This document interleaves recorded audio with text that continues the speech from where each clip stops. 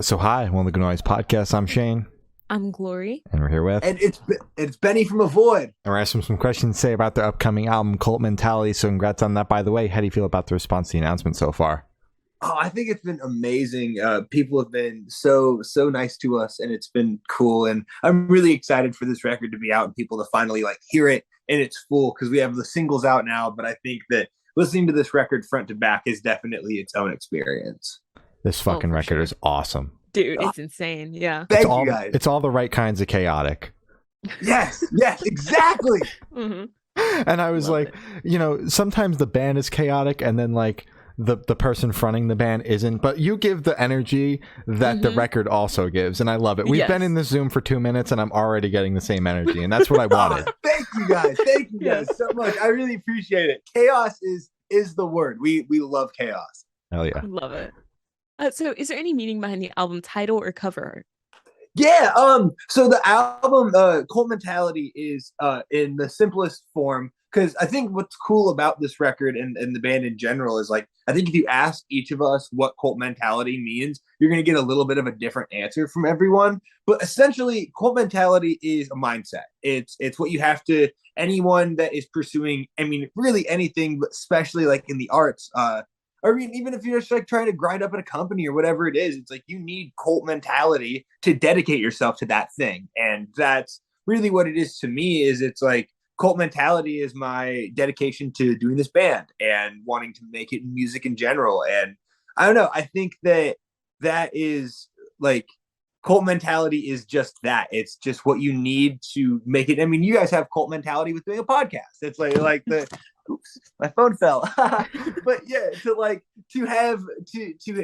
get up every day and want to do this, and to get up every day and want to be in a band, and just to keep pushing yourself further and further and further. That is what cult mentality means. And so with the album cover, you'll see it's just a cool collage of all of the memories over the last 2 years that took to make this record. And what's really cool about it is our friend Ben Hoagland, who sings in a band called Extortionist, and he now plays bass in Oceano.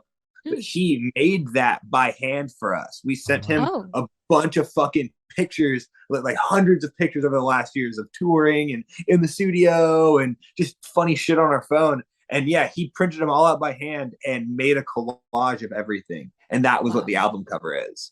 That's fucking awesome. Holy shit. Yeah, all of that's made by hand. And then he just took a picture of it on his phone. And that was and then put it in Photoshop and made it look all nice. But yeah, I mean, it's all of that is made by hand. It's so, yeah, that's another thing that makes me really proud about the album cover. Mm-hmm. For sure. Hell yeah. That's sick. So can you tell us a little bit about your writing process for this album? Yeah, so we wrote a lot of fucking songs, and a lot of them didn't make the cut, which is totally fine. Because basically you had like the succession of, so the burner came out in 2020, so like right when the world got real crazy there for a sec. Mm-hmm. And so we recorded the burner in like the summer of 2019, so before any of this shit. And then COVID hit, and then we still had the burner to release, but we still wanted to get a head start on what the next stuff was. So it was really all around then is when we like sat down and started writing for this record. And we wrote a lot of stuff. I think that we were very in our own heads about, you know what I mean? It was just like beginning of COVID times. You're fucking depressed and don't really know what you want to write. And so I think a lot of the stuff, we had some cool stuff, but I just think it ultimately was not the chaotic, insane Avoid stuff that we know and love. And so we ended up scrapping a lot of that stuff. And we did do this record like a couple different times, like trying to like get the 10 songs for it to be right. Like we worked on it a bunch between 2020 and the summer of 2021. And then we went in with a bunch of demos down to LA with our friend KJ. And we tried to get it done that time around. It just wasn't in the cards. It just the whole that entire story is another podcast. Like, but in simple terms, essentially, yeah, we get down to LA. We work on this record for 4 weeks. We get a couple songs done, a couple cool things done, but we didn't get it done, and it was not at all where we wanted it to be by the end of that month. But thankfully touring came back after that. And so we were able to get a little break from it and kind of get back in touch because that was our first time on the road since the beginning of 2020. So getting back on the road, and we got to play some insane fucking festivals that year. So that definitely helped like re-spark like that last little bit that we needed. We get back from a couple runs, write some more songs with KJ, and then we start getting shit like Cowabunga out of those writing sessions. And it's like, oh, okay, cool. We're starting to get closer.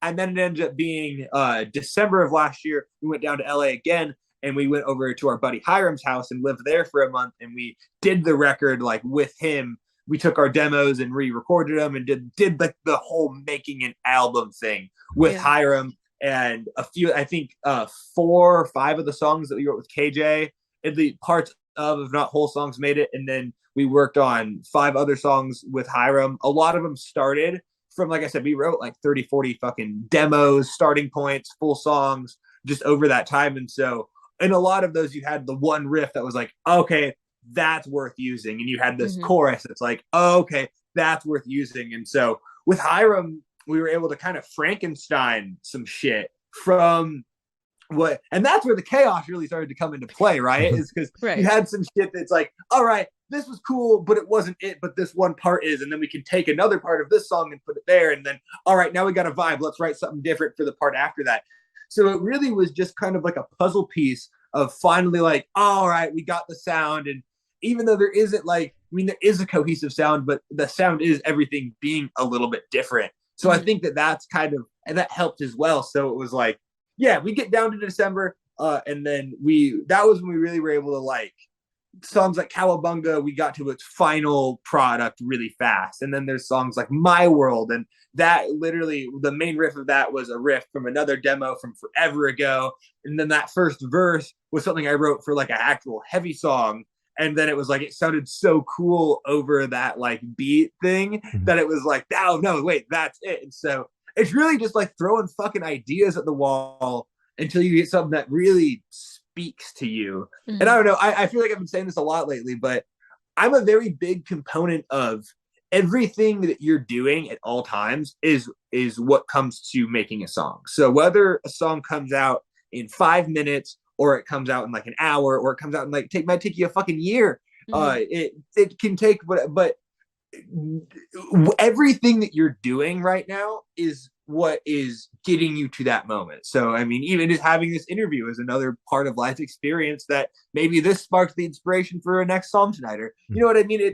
Anything can spark it. And I think that especially if you're an artist or anyone pursuing an artistic type thing, it's like, yeah, if every moment can be a part of what's going to eventually be a song. So it really didn't take 5 minutes. It took however old you are. I'm 24. So it took me 24 years to write that song. If you really think about it, it just happened to come out in that 5 minutes. So I don't know. We just trust the process, because that's how you'll get chaotic, crazy shit. Absolutely. That was a whirlwind. I can't believe that you guys were able to, like, I'm glad that you guys had, like, you went in to go record this record that didn't happen, and then you were able to kind of take that break because touring came back at just the right time and kind of, you know, recalibrate, reset. But I'm very curious as to, like, what was going on in those first sessions that you guys weren't happy with? I think it was just, it's hard to say, right? Because the simplest thing, because we even knew at the time, like, oh, right, this isn't it. And I think it was just a product of the environment of like COVID hit, and then just that kind of like hopeless confusion. Like, I think it rocked all of us, and it rocked some of us harder than others, but it was just like weird. And like, it was like, oh, we're gonna be the next indie band now. And then we wrote like a lot of like chill ass shit, and it was really good, but it just was like, when you actually sit down and think about it, and it's like, to us, it wasn't weird because we live it 24/7. But then it's like, you listen to the burner, and then you listen to like some of those very beginning demos, and it's like, there's no fucking way we could have followed up the burner with that. Like, not only do I not love this, but I don't think anyone that fucks what we're doing would have been in love with this, because it wasn't like, it was good, but it wasn't that crazy, chaotic, avoid sound that is us. And so, yeah, I think it was just being rocked by the state of the world mindset is key, right? And being in a good environment is key, because that was the other thing. When we went to do it that first time in LA, if you haven't noticed, I have really bad ADHD and I kind of jump around a little bit. But yeah, so we get down to LA, and it already starts off on like a weird foot, because we had an Airbnb rented for the month that was a house that we were going to live in, and there was parking for our van and trailer, because we're in Seattle, so it's easy to just drive down to LA. It takes a day. But it's downtown LA, so you need to have parking for a van and trailer and all of that shit. And so we had this Airbnb, and we pull up. There's like we showed up like 3 hours late to check in. So like for sure should have been no one at the house. It should have just been easy for us to check in. And we pull up to the house, and there's just furniture all over the front yard. And we're like, what the fuck? And then we walk up to the front door, and there's still people in there, like cleaning and shit. And I was like, hey, I know we're a little late. We were supposed to check in a couple hours ago. And they're like, yeah, you're not checking in right now. And we're like, I can see that. What's going on? And they couldn't really give us much info, but essentially they were like, yo, come back in a couple hours and maybe you'll be able to check in. And we were like, we're not coming back in a couple hours. Like, what the fuck is going on? Yeah. Like, why is there here? Furniture? Someone was definitely murdered. Yeah. Well, that was the whole thing. And so we told the label, because the label was like who booked the Airbnb and stuff for us. And so we started explaining to them. And even me saying it, it's like, it doesn't sound real. They're like, what happened? And I was like, I swear to God. And so then we get a hotel for the night. And then the next day, we go by again for some reason, and it's definitely still not able to go into. All the furniture and shit's still there.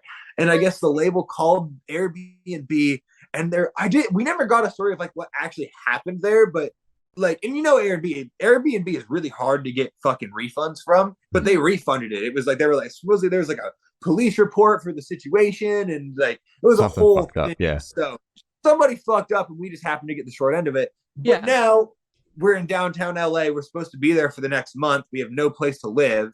And we're not there for just a couple nights. We're there for a month, and we were supposed to have a house. And so then for the first week of starting to try and record this record, we're staying in different hotels every night, because we didn't want to book a hotel for an extended period of time, because we didn't know when we were going to find an Airbnb. So we were just doing everything night by night. And then we finally get an Airbnb, and it's this apartment building that's in the top floor of a law office. So the downstairs is like this guy's house/law office, and there's an upstairs apartment that's like detached, but like in the same building. And it's in like the heart of South Central LA, which is not the good part of LA. And yeah, it was so fucking weird. Like, we pull up with our van and trailer, and they were like, yeah, don't park that here. We were like, oh, it's that kind of area. Yeah. Thankfully, I had a buddy that was working in LA at the time, and he worked at a production office, happened to be in South Central, that had a gated parking lot that let us park the trailer there for the month. Okay. So fucking shout out. That was amazing. So yeah, and then there was one parking spot for the van, but they were basically like, do not street park your van and trailer. It's going to get robbed here. And and then immediately we're never, obviously there's bad neighborhoods and there is all like that, but I'm a very big, like, most people are good people, and you can't judge an area by, you know what I mean? But like, so we're like trying to be like, yo, it's not that bad. And then all of our friends that are in LA, like, we're like, yo, I'm not going to come there. And I was like, are we in that part of LA? Is it that bad? Yeah, I guess so, dude. Like, our friend KJ, so he came over because we kept making jokes about like the area we were in, and he was like, oh my God. Like, he's like, I don't go to that part of town. And KJ lives in Echo Park. So anyone that is listening to this that knows any part of LA geography, you'll definitely understand what I'm talking about. But so yeah, the one time he comes over for a little bit, he comes over for a couple hours, and supposedly, like, when he was and he was parked just across the street, like we could see his car from our window. Supposedly in the fucking 2 minutes of him like walking down from the upstairs apartment to his car, like, he had to speed off because someone was coming up trying to rob him. What the fuck? And we didn't even see it. Like, he just left. He was like, yeah, I almost got robbed, so I had to speed off. And I was like, what? So yeah, As far as, and we didn't get this apartment again until like a week in, and so we only have 3 weeks left, and there's also 6 of us, and there's only 2 bedrooms, and so there's nowhere to sleep all of us. It was a mess. I would say, I mean, it definitely sparked a lot of inspiration for the record, but in the moment was very tough to get a record done. Yeah. Mm-hmm. You gotta like when you're writing a record, you need moments like this to inspire the record. But when you're actually like making it and recording it, I do think vibe and environment is like it doesn't have to be like fucking bougie or super nice or anything, but it just has to be a good, comfortable vibe. Yeah. Like you have to feel comfortable, you have to be rested, you have to be like, that's how you're gonna get your best shit. And that just was not the case over the summer, and like I said, I could even like there's so much that goes into it, but that's the big thing. And so yeah, there's a lot of products that went into us not being able to get the record done the first couple times around. Yeah. But I'm grateful for it at the end of the day, because now we have the record, and I think that all of those things, as much as they sucked to go through in the moment, they all needed to happen for us to be where we're at now, you know? Yeah. For sure. I'm glad you survived. Thank you. Jesus, you weren't kidding. That's like that's another podcast there. We could have kept going, I'm sure. Dude, yeah. Oh, there's a whole, we could have like the LA stories from that summer alone. That shit was fucking, it was so funny. Like in the end, I mean, nothing bad happened to us, thankfully. Like we never almost got robbed. Like we never had we never had a bad experience, but it was fascinating to people watch because we weren't in like a neighborhood. We were like, the law office was like on a main road. Mm-hmm. And like across the street from us were like these like upholstery shops. And so like it was super normal during the day. And then they closed at around like 5 o'clock.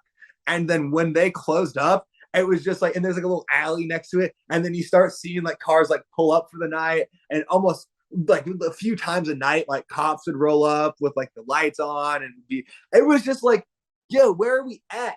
And then there was this smoke shop that was like right across the street that wasn't on Google Maps, because we all smoke and stuff, and we were trying to find where the closest one was, and it didn't. But then we would walk by it and we would see it said smoke shop.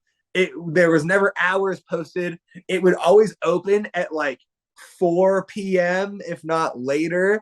And it just looked like the sketchiest thing ever. And I never wanted to go in there. But Luke went in there one time, and I mean, he got stuff. And so then we started going in there whenever we saw it open. For sure, a drug front. No way it wasn't. Oh, 100%. Yeah. And like they just had like it was a smoke shop. They had no selection of like vapes, or like they had like this little box on the corner of like 3 vapes to choose from, and like not even like cigarettes or like pipes or anything. I was like, yo, where are we? Jesus. Wow.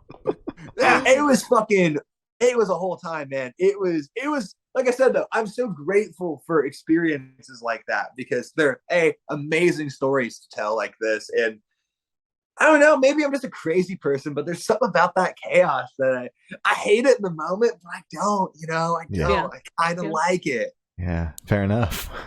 I get you, man. Wow. Okay. So back to the album. We're still on the record. I mean, we never really went away from it. We just told LA stories for a second. Oh my God. So what song off the album took longest to write, and which one is your personal favorite? I'd say whatever probably took the longest to write. Like when I think about a song that was kicking around for it. But I mean, I guess the whole album, if you think about it, because it took us a few fucking tries. But whatever it was, the song that like in its form that it is now was probably the closest. I mean, well, Cowabunga was pretty much the same too, but it was around for forever, like that main riff and like the verse riff. But I was just having a hard time writing vocals to it, and I just didn't know exactly where I saw the song shaping. So it just was like always around, and we knew it was good, so we never like put it on the back burner. But it was just always around, and we were like, we'll get to it when we get to it. Whereas like there's, like I said, songs like My World, they had like Frankenstein things of like, oh, we're gonna take this riff from this song. But My World I would consider a new song, whereas like Whatever was always that song. It just took a lot of refining to get it to its final stage. But I mean, we really probably worked on that song. It was probably kicking around for 7-8 months until we like actually got it to where it was at as like the final. I mean, like, and that's not working on it every day for 7 to 8 months. It's like you get the riff, and then it's like, I don't know where to go with it. Then you go work on other shit for a couple months, and it's like, oh hey, well that riff was still that, like, let's bring that back up. And then you get a little bit further on it, and then it's like, all right, I still don't know what to do here. Put that back of it, and then work on some other stuff. So it was like, it wasn't like 8 months of like killing ourselves on trying to do it, but it was just one of those like, when inspiration struck, we'd work on it, but we never tried to like force anything out of it that we weren't getting. And I'd say that's with all the songs. But yeah, that one probably took the longest to write. And then my favorite, it's hard to have one favorite because that does change all the time. But like the three that I really like, Cowabunga. I really like Can't Take This Away, because I think it's just like, as being a heavy band for as long as we are, it's really cool to like do that more accessible sounding style of like harder rock. But I feel like it sounds still like very, very true to us, and I don't think it sounds like we're like trying to write like accessible music. Like I don't think it's like lazy riffs and just like generic shit, which is what I think is cool about it. I mean, and if you think that, like, that's totally cool. Like, I don't give a fuck. Like, whatever, listener. Like, everyone has their own opinion on music. Yeah. But I think that we've been able to like do a really cool version of that sound while also keeping it like not following like the rule book of what you'd expect a traditional like radio rock song to sound like. And then on the other hand of it, like, again, I think with the singles that are out, people aren't expecting as heavy as this record gets in its entirety. Like with songs like Gator Fest and Finish Line 2 are by far the heaviest songs we've ever written, like by far. And I don't think any of the singles even like shed a light on how heavy those songs are. So I think that part of it's really cool too. So I think it's cool that we were able to go as heavy as we've ever done, while also like doing this radio rock-y sound that it feels really fresh and original, and not like we're just trying to like copy the fucking Octane formula and write a song. Yeah. So yeah, Cowabunga, Can't Take This Away, and then a song that's unreleased called Blast Off. Those are my three favorites that stick out to me on the album. Blast Off's the second song on the record. So I mean, it'll come out. I mean, the record's out in a few weeks, but I think people will really like that song. It's super groovy. It's super fun. It just makes me like smile when I hear it back. So yeah, I don't know. Those are the three that really stick out to me. Oh yeah. And you talk about like writing a radio rock song that's not really like a radio rock song. And I think it's awesome that you guys have captured that Octane audience, and you're getting a bunch of Octane play and Serious play and all that shit. But you're not just writing the traditional radio rock song. Like, they're putting your shit on the radio because it's good, not because it's like what they're looking for, you know? Because, you didn't sell out. Yeah. Exactly. And so I think that where it's like, I'm never like, you have to like the record. I mean, everyone has, and I'm like the biggest hater of them all. So if you're going to be a hater, you have to be able to accept hate. So I don't really fuck, like, I mean, of course I want you to like the record and I want you to like my band, but I'm not going to like beg you to like my band. Like, you either like it or you don't. And especially me, it's like, you meet me or you see my personality and it's one of two things. It's like, oh, fuck, I love that guy and I want to be his friend and watch his band. Or it's, who the fuck is this fool? I don't want anything to do with him. Like, I get that about myself. So, like, again, I don't know. I think that we were able to do the Octane thing really well. And shout out Octane. Those guys have been really cool to us. And all the DJs have been really cool. I was texting with Jose the other day. So, yeah, I really like that. But exactly, like, I feel really proud of the fact that we didn't follow the rules, but still got invited to the party. Exactly. Yeah. So how'd the track list for the album come about? Did you guys write the opener be the opener, closer be a closer? Did you shuffle around and see what fits? What was that process like?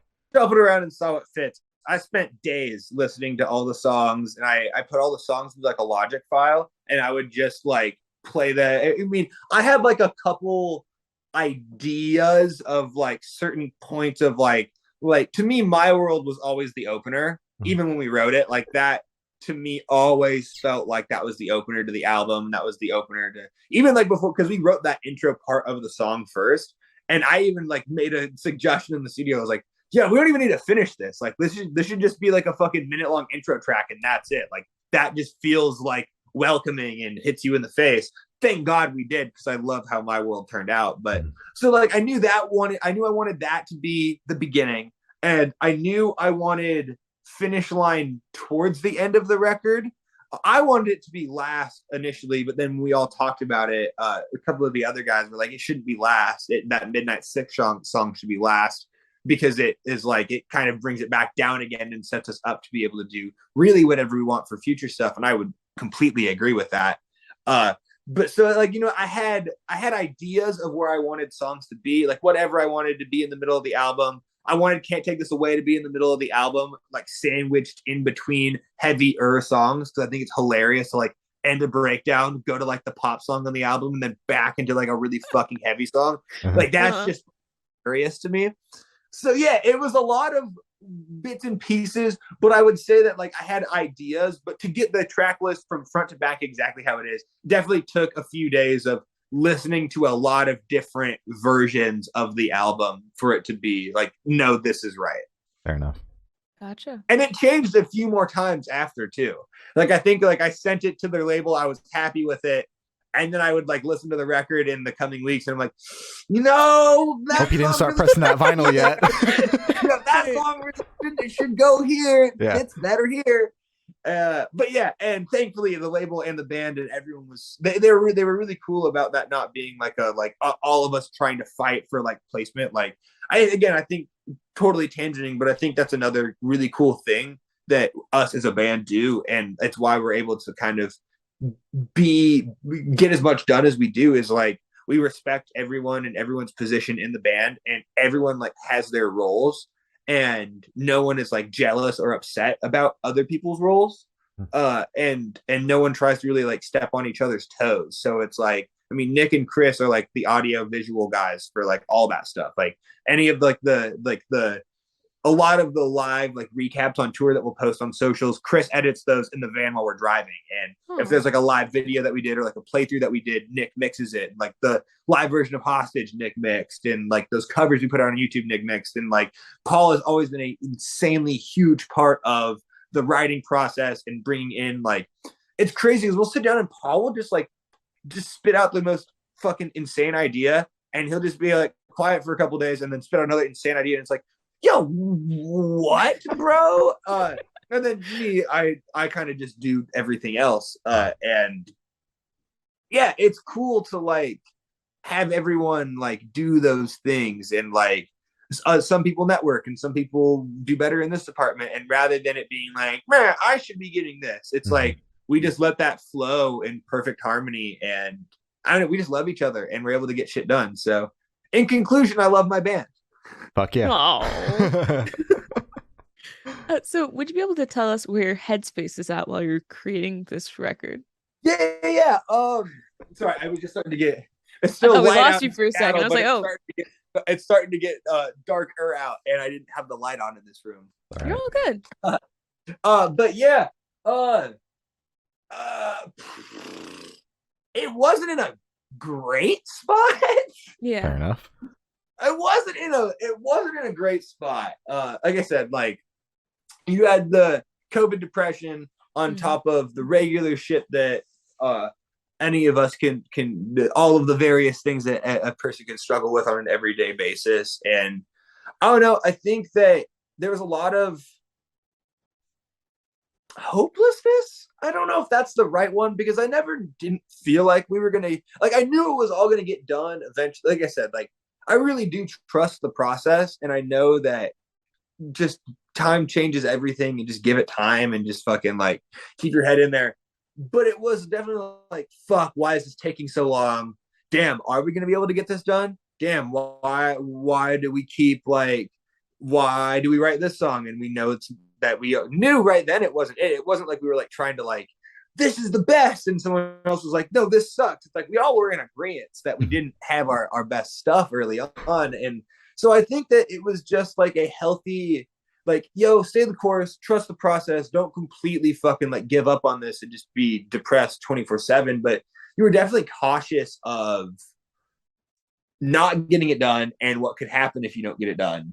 and like just in general of like wanting to be happy and wanting to play shows and wanting to like, I hope life isn't going to be exactly how it is at the height of COVID for the rest of my life. Like that's a really sad thought on top of not being able to get the record done and all of these other things. And so I think it's just like life got I mean, and I won't speak for everyone in the band. I know we were all going through it, but life definitely got the best of me for a little bit right there. And which again, I think was what made the record so good and what got the product done at the end of the day. But in the middle of it, it's like, it's hard, man, and it's fucking scary, and you don't know if you're gonna get it done. And us being like, we were like the first signing for Thriller Records, and and I'm not trying to get too much into like budgets and all that money shit, but like we got a very like a very nice budget for our record, especially for the size of our band. And then when you're throwing that kind of money around, you're like,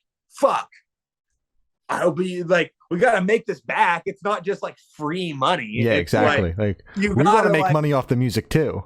Yeah, exactly. Yeah. And they, like when you're on a record label and you're doing business with people, there is a reciprocal relationship that needs to happen. And so it's like, you can't be focused on the numbers and the money and all that shit all the time, but it is a very real thing that's just like on your mind. And so, yeah, there was a lot of different factors, but it wasn't like complete fucking dog shit, but it wasn't great a lot of the time. And like I said, I think it really comes out in songs like Cowabunga and stuff like that have even more of a positive vibe to it. But if you like read the lyrics and really feel the vibe of it, it's actually a very sad song. And then you have songs like Whatever that more lyrically is kind of like, fuck you, and this is all silly, and you guys are all dorks, and we're dorks too, and isn't this funny? And then you have like your confidence songs like Can't Take This Away, like fuck you, I'm going to do my thing. I'm going to be the best at it no matter what. You can't take this away from me. And then like, there's a lot, My World is also more of like a sad, like cutting ties in a relationship or whatever it is that you've been needing to do. And then you finally do it, and how that can be really hard. And so there's a lot of different emotions on this record. And yeah, I don't know. I think that kind of sums up the question. That does. Yes. Yes. Well, I have a follow-up question for the question. So you said we talked, there's a perfect shitstorm of events that made this record hard between the COVID and, the first time in LA and all that shit. But you also mentioned, you didn't want to follow up the last record with what you guys had made the first time when you were in LA. Was the pressure of like, we have to follow this up also fucking with, making this next record? Yes, it was. And I don't think that was necessarily on our minds. Like, I don't think that was like, looking back at it, I'll absolutely tell you that. And there was even because the label, and again, I love Thriller Records, I'm not even remotely talking shit, but the label really liked The Burner as well. And so it was also like, even they would hear some, and like I said, we already knew we didn't like the songs, and then we'd send something to the label and they're like, I mean, this isn't really what we signed you for. And we're like, fuck, we know. Damn it. Fuck. So it wasn't like we were like being like, you guys are doing bad. It was like they would give us a very, very healthy critique, and we would be like, God damn it, you're right. Fuck. Yeah. And so, yeah, I think we were trying to follow up The Burner there for a sec. And you can't do that. Everything has to be its own thing. And I think that this record has traces of The Burner, but it's a very elevated sound, and it's slightly less, I don't know, raw, but I don't think that's a bad thing, because I think The Burner stands for what it is, and we love those songs. We're never going to stop playing those songs. And yeah, but we definitely kind of got caught up for a sec in making sure that we were going to write an album that followed up the EP nicely. And when we stopped giving as much of a fuck about that is when I think we got our best stuff. Hell yeah. For sure. So how do you recommend your fans to listen to this album for the first time? Should I do it in the car with friends, in the dark with headphones on? Is it a workout album, party album? What do you personally recommend? I would personally recommend, I mean, if you really want to like listen to the record and get all of like the little fucking motifs and because that's the thing is, I think that this record can be enjoyed in two ways. I think it can totally be enjoyed in the car with your friends, just feel good songs. but there is a lot of Easter eggs and little funny shit and just cool shit in general that we add into the songs that you might not necessarily get if you're listening to it in a vibe setting. But if you like sit down, if you're like a fan of music and just want to experience the record and you have the time, yeah, sit down in the dark or in a nice vibe, maybe a fireplace on or something, put them headphones in or spin the vinyl and just listen to it front to back and kind of take it in for what it is. I think that's a really cool way to listen to it. Or if you want to listen to it with friends or on a car ride, I think that's cool too. Like to say, so I would recommend being in a very like neutral or kind of like curious mindset when you want to find something new. If you haven't heard of the band before, if you're a fan of the band, just jam it. Like you'll fucking dig it. But if you're trying to get into it for the first time, yeah, maybe like experience, like give yourself a little bit of an experience. But that's also the thing that it's like, and I've been trying to do even better because I used to be really bad about not talking about what songs mean.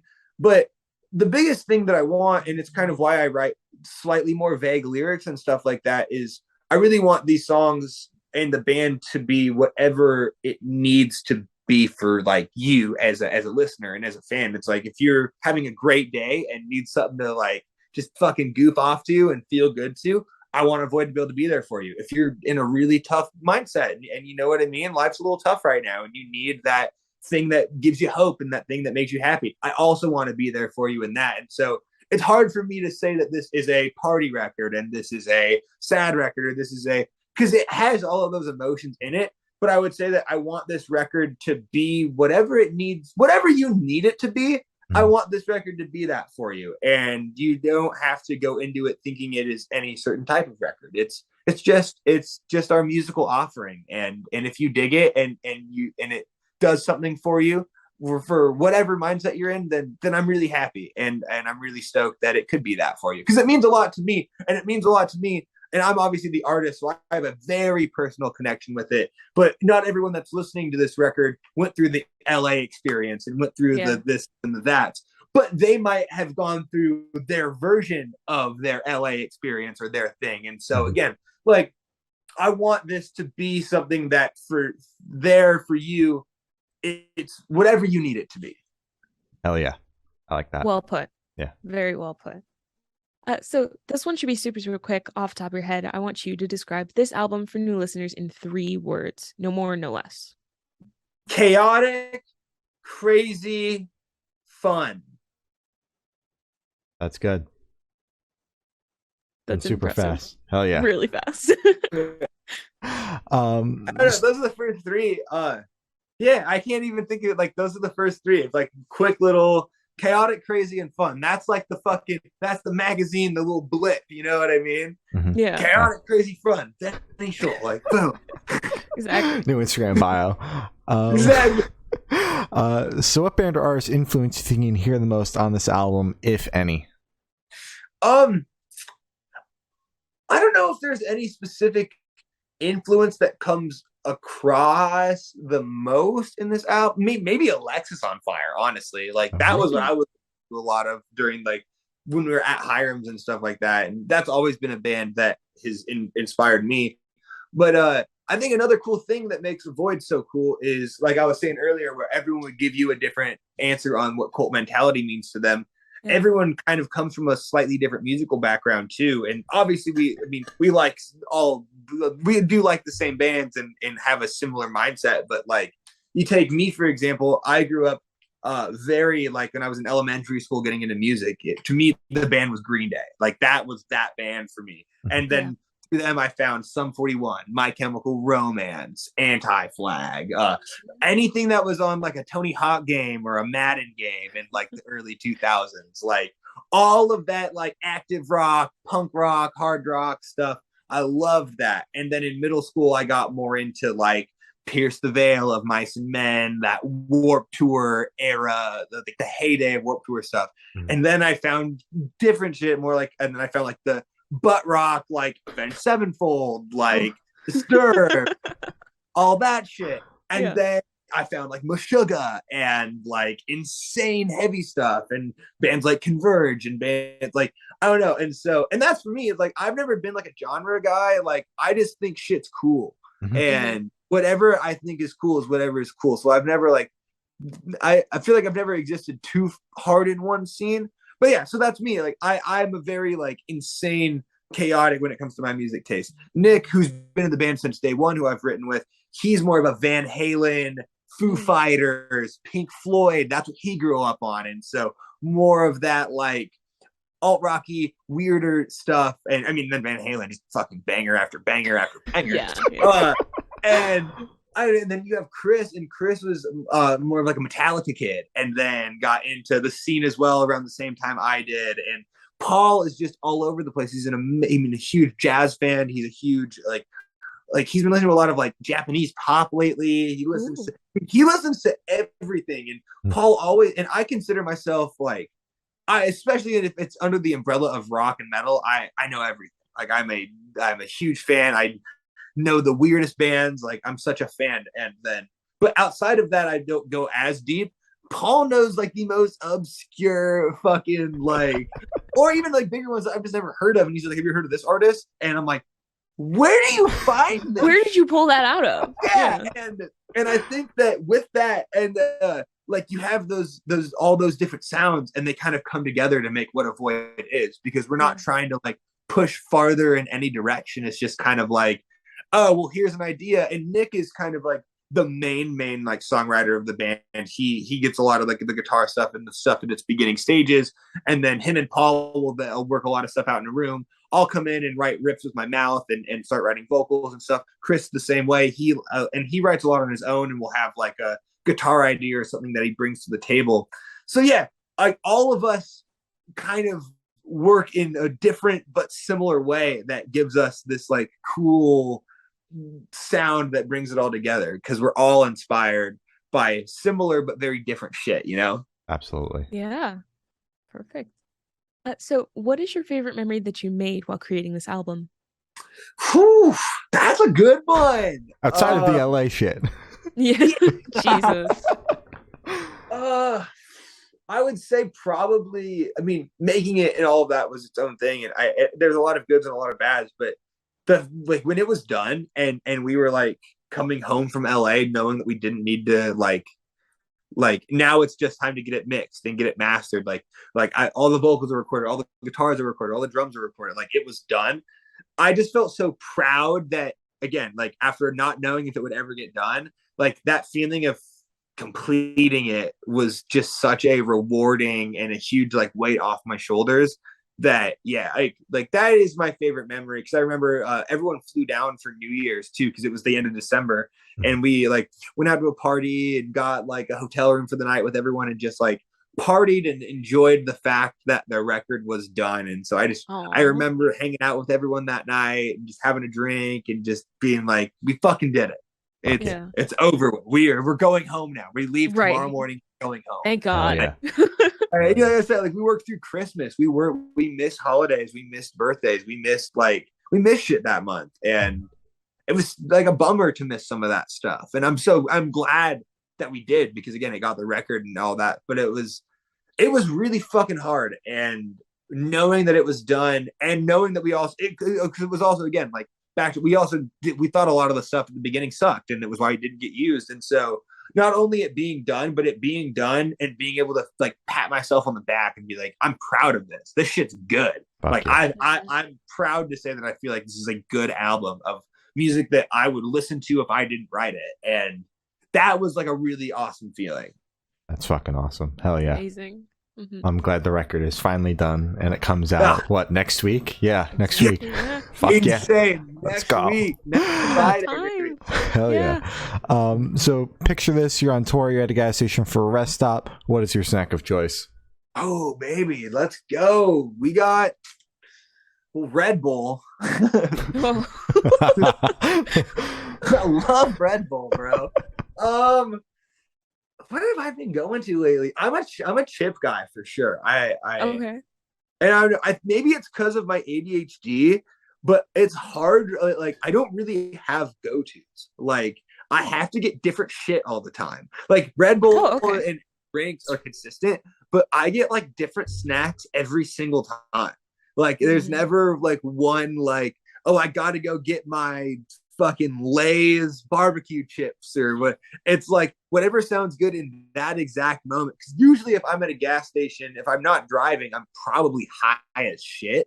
And so whatever like comes to my, whatever snack starts talking to me is what I'm eating that day. Yeah, that's fair. What would you say is like the weirdest thing that you impulsively bought at a gas station? Ooh, I bought gas station sushi one time. Fucking hell. No. Did you pay the price on soon tour? after? Were you on tour? I was. Because like I'm in Washington. Why? And gas station sushi is so gross in general. You probably have the best bet in Washington because it's like a lot of the fish is imported here. We were in like the middle of nowhere in like, I'm talking like Kansas or some shit, like no water in sight. I got gas station. Oh it's God. so gross. But you know what does bang? Gas station pickles. Like pickles in a bag. Yes, I love those fucking pickles in a bag. Have you had the spicy ones? Absolutely. Or the sour ones? Oh my, the spicy ones make me cry every single time, and I almost choked on my spit when I was trying to eat the sour ones. I almost died. They have like a middle ground one now. That's like not too spicy, but it's not like sweet. Oh, it's like perfect. Oh my God. Oh yeah. I have to look for that one because the other one, tears. I'm telling you. Like I was live messaging Shane the last time I had one. I was like, dude, I'm gonna die. I might die. I don't actually remember this. I'm gonna be honest with you. It was like 2 years ago. I haven't had them since. That's why. Bad. That's fine. It was bad. No, gas station pickles though, that shit ripped. But I impulsively buy a lot of stuff. There was one time on a couple tours ago, they had like a display in the middle of the Loves that looked like a cigar display. And I don't even smoke cigars. Yeah.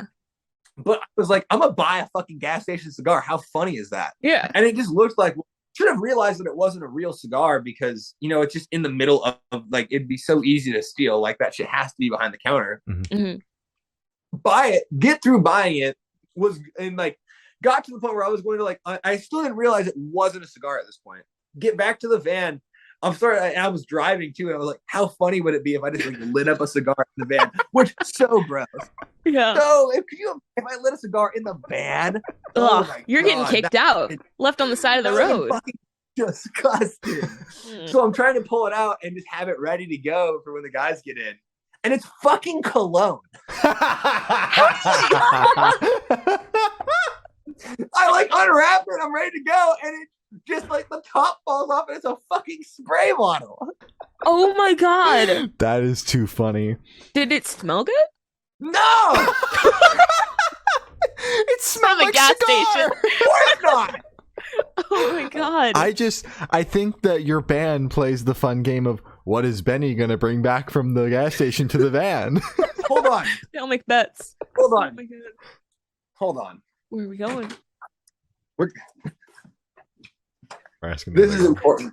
All right, guys. I'm tapping you into the. Oh, did everyone else leave?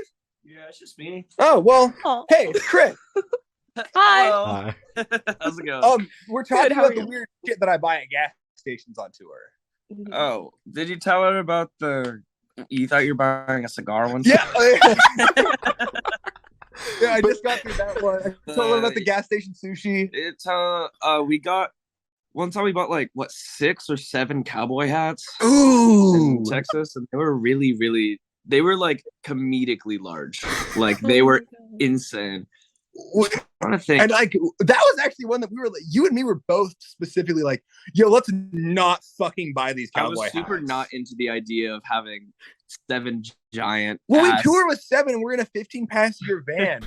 And so it's like, yeah, I don't want 7 fucking cowboy hats on top of 7 people already in here because they were really big. But then everyone bought them. So then I had to go buy them for Chris and me too because we could not have them after everyone else bought them. You know what I mean? A necessity, even. Exactly. Yeah. I'm trying to think. Funny stickers. We just love buying gas station stickers. They're so fucked up. It's just like truck driver stickers, just like I'm trucking it. Stuff that says stuff like it's ridiculous. Oh, we buy a lot of t-shirts at truck stops too. Yeah. Oh, you have to. Yeah. I wore my go-to wedding shirt I bought at a truck stop. It's a button-up that I got for $18, and it's got a bunch of race cars on it. You sounded so proud of that. Oh my God, you wear that to weddings? Yeah, absolutely. You're not in any of the pictures, are you? Oh, I am. You are? Oh, yeah. Benny. Oh, I can send you guys some from the last wedding I went to a couple weeks ago. Wore the shit out of that shirt. Oh my God. That's amazing. I commend you. That's brilliant. Hey, thank you. So on the topic of food, gas station food, I guess, if the band was a dish, what dish would the band be and why? Fuck. I feel like it would have to be like goulash. Goulash. Goulash, you know? Yeah. Yeah. Goulash. Why? I don't even know what that is. What is that? It's like a I forget what country it's from, but it's like a big, like, it's not like stew. It's, I don't know, it kind of reminds me of like Hamburger Helper, but it's just goulash. What? Hamburger Helper? You know? You're really selling the band here. I get it. Yeah, I feel like if we had a signature dish that we made, it would have been like gas station ramen with like hot dog rollers and Hamburger Helper in it. So I feel like that's kind of, in my mind, that's what you're describing. Yeah, no, hold on. No. The band dish is the gas station hot dog, but it's the one that it's a cheeseburger. So it's not like a gross hot dog. No. No, hold on. No. Stop. No, stop. It's a cheeseburger. Let the man speak. Sorry. It's fucking sick. You've never been drunk at a truck stop at 2 a.m. I have not. Yeah, well, it shows right now. I'll try that. Next time. You have to be drunk at the truck stop, and it has to be 2 a.m. If you're getting a cheeseburger hot dog at like 4 p.m, then you're fucking weird. Paul does. Yeah, Paul does do that. Oh. Yeah, I know. I wish he was still here. Genuinely likes them and talks about them. Like we could be in your nice restaurants and nice food near a venue, and he's like, I can't wait for tonight where I can get this cheeseburger hot dog that's been rolling on that roller thing for like 2 hours. I can't wait. That's repulsive. That's man. fucking vile. I can't. That's fucking vile. I don't condone that one. No. That specific item, I don't condone it. I condone the item, but again, you have to go back to the preference of being drunk, and it has to be 2 or 3 in the morning. Yeah. Okay. Yeah. All right. Okay. So for the last I couple, did it with Garrett from Silent Planet, and I lost him, and he just started doing laps around the truck stop at 2 a.m. Garrett doesn't do drugs, mind you. Yeah. This dude's just running. This dude's just like sober as fuck, doing laps around a truck stop parking lot in the middle of the night. It was he was delirious. Yeah, I was like, isn't he like sober? Like, yeah, no, that dude's not like. I wouldn't even say delirious. Like he's just wired that way. Yeah. Let's get the energy out. Yeah. No, it's hilarious that we're like this party band, and like our best friends are Silent Planet. That is pretty funny. Well, because like they don't drink like we do or anything like that, but we have this game that we play where we like smash cans, and a perfect 10 is when you get the top. It looks like a machine when you smash a can, and we've gotten them so into that game, and even though they're not like, they'll just do it with like cans of water and whatever they're drinking in the parking lot. Yeah, like Liquid Death or like LaCroix. Oh, yeah. And even like we played a show with them like last month, and we did that all night, and even since then, like once a week someone from Silent Planet will FaceTime me asking for a rating of like this various can that they smashed. It's like literally the most wholesome like band guy relationship we have with them ever. That's awesome. That's amazing. Oh yeah. We're friends. Yeah. I was talking to Alex the day about getting Spirit Week ready for the Plot New tour. We're like the administration of tour. Yeah, we're like when you go to summer camp, we're like the teenage staff. That's so fitting. That's good. That's good. So for the last couple of questions, we're going to shift completely away from music and go straight to death row. Boom. So if you're on death row, what would your last meal be with drink? Chris, I guess you're here now, so you can answer. What do you think mine is? McDonald's. Dude, honestly, like in a hold on, let's answer this for each other. Okay, yeah. So you answered mine, but in a perfect world, if I was on death row, my last meal would be a mixture between McDonald's and In-N-Out, and then probably just a bottle of tequila as a drink, and just pound that and be stoked for what's to come, you know. And then for Benny, I lived with him for a year. I think his is baked beans. Baked beans. Benny calls that a meal. That's fucked like, up. Like just a whole can? I'll eat a whole ass can of Bush's baked beans as a meal. He thinks that's a meal and there's nutrition in it. Like, it's cool as a sign. Do you at least like warm it up? Of course. Yeah. Oh thank God. Okay, I'm picturing you eating it directly out of the can. I'm sorry. No. Okay, hold on though. If he could eat it out of the can, he would. If it was warm in the can, you bet your ass. He would drink it.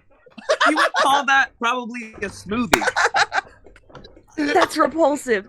Nah. No. See, I wouldn't say. Okay, so I wasn't here on the rest of this interview, obviously, but Benny, mind you, is the 24 embodiment of an 8-year-old. So imagine an 8-year-old with the freedom someone 24 years old that lives on his own has, like making the food he eats, the things he does on a daily basis is that. So like when he wants to eat baked beans, it's not that shocking to me because that's just who Benny is. I definitely am that. Like when I moved out, I was just like, oh, I have free will. Time to start throwing shit at the walls. Skateboarding in the house, like anything your parents could have told you not to do, Benny now does it. He lives alone. That's good.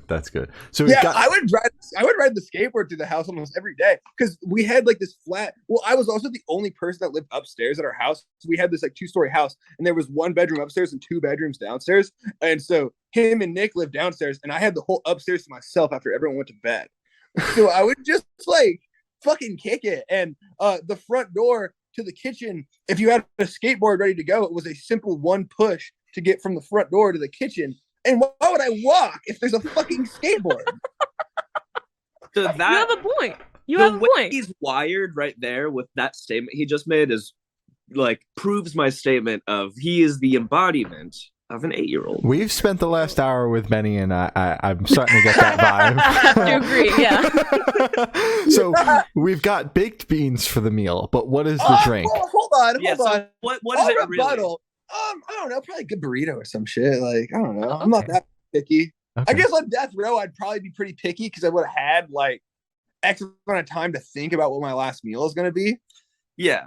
Like I'd say mine would be like the, the McDonald's In-N-Out combo, or like the bougiest meal I could ever order, like a pound steak, like. Hold on, what am I in prison for? Murder. Skateboarding in the house. Murder. What kind of murder? Murder. Whatever one happened to that LA house. Right, yeah. I mean, if we're talking like on some cannibal shit, then like how funny would it be if I like Why? Okay. Why do you go straight for cannibalism? Well, hold on, we're talking about a last meal. So I'm saying if I were a cannibal, which I am not, I think we can all agree. But if I were, then I would for sure request a person as my last meal, because how funny would that be? You got to go out with a joke. Yeah. Gotta be ironic. But if we're talking just like regular murder, I don't know, maybe like Jamba Juice as a meal. Not a fucking meal. The things you think are meals are not meals. Anyway. But you're going out with, again, that's a funny story for everyone that worked on death row. This guy just asked for fucking Jamba Juice, and then we him. I don't know what you eat, you're gonna die. Yeah, exactly. Still squirting Jamba Juice everywhere.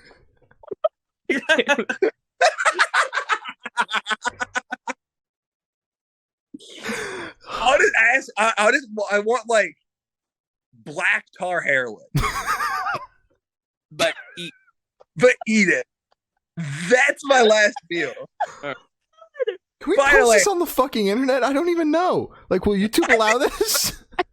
Dude. Like, we haven't gone that far yet. You can edit out whatever you want, though. But like, I could have said some way worse shit there, and I didn't. And You could. I appreciate I'm it. very proud of you. Yeah. I'm very proud of you. Good job. Thank you. Thank you. So, if you could live in one fictional world for a week, where would you live? Fortnite. Fortnite? Oh my god. Fortnite. I'm so good at Fortnite. With Fortnite, though, would you die? Like, Here, like, are you good at Fortnite? Fortnite creative mode.